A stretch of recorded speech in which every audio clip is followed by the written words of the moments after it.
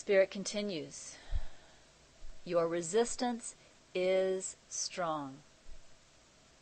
So continue to repeat this process. Continue to notice and accept your resistance now. Continue to will for awareness, which is a symbol of trust in yourself, and continue to have gratitude for willing now. You know, it reminds me of the Nike commercial, "Just Do It." Or it reminds me of Mother Teresa's saying, "Do it anyway." It also reminds me of a message from Inner Ramana, which came, a couple years after this.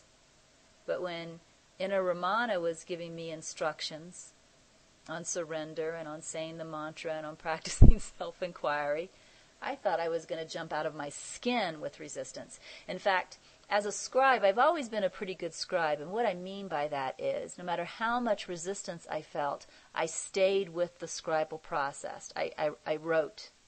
I always wrote anyway. I always listened. I always finished the message or finished whatever Spirit had to say to me.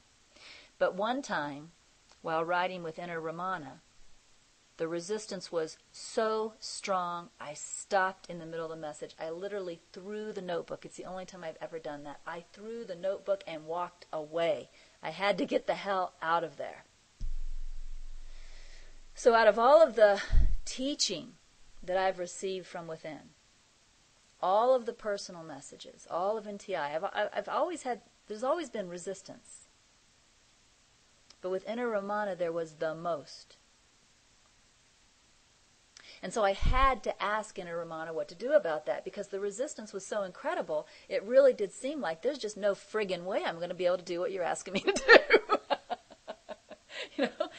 I wanted to claw my own skin off. That's how the resistance felt.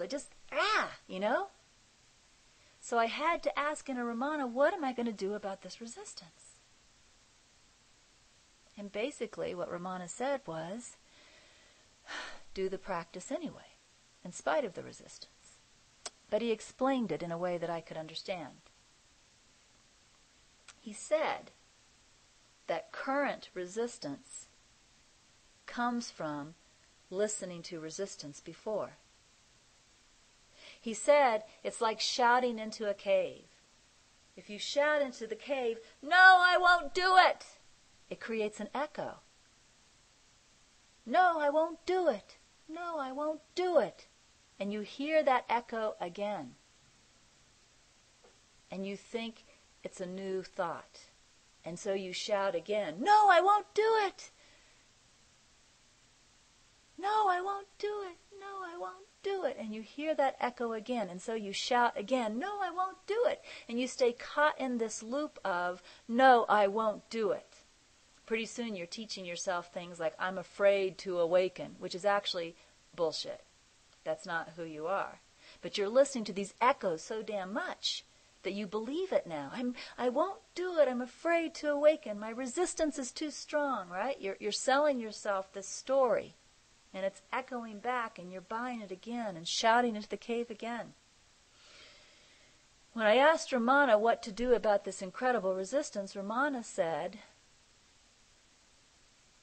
remember that the resistance you're feeling now is just echoes from all of the time that you shouted in the cave before. In order to free yourself of this loop, don't shout in the cave again. Just do it. Or as Mother Teresa says, do it anyway. Your skin, you may feel like you want to rip off your skin instead of saying the mantra. Say the mantra anyway. And you know what I learned is we can. I learned. I know what resistance feels like. And I learned you can do it anyway. And I also learned that if you do, that resistance begins to fade and fade and fade. And pretty soon you are willingly and happily doing the practice that you thought you could not do. So Spirit says, he's really saying the same thing Ramana said, differently. He's not using the the symbol of the cave and the echoes. But look what Spirit is saying 2 years before Ramana. He says, your resistance is strong. He's not denying that, nor is he asking me to deny it. Remember in the paragraph above, he asked me to feel my resistance, accept it, let it be. He's not denying it. He's not asking me to repress it. He says, your resistance is strong. Straight statement to me. Your resistance is strong. So continue to repeat this process. Continue to do the practice I'm giving you anyway.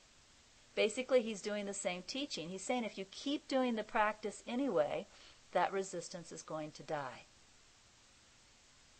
But if you believe your resistance, if you believe those echoes, and you say, I can't do this, you're going to stay stuck in that belief and resistance. And notice I'm saying belief. Our resistance is a belief. It has to be a belief because it's not our true self. Our true self does not resist our true self. If it's not truth, it has to be a belief. And if it is a belief, it can be overcome through not believing. If resistance is a belief, it can be overcome through not believing. And how do you demonstrate that you don't believe resistance?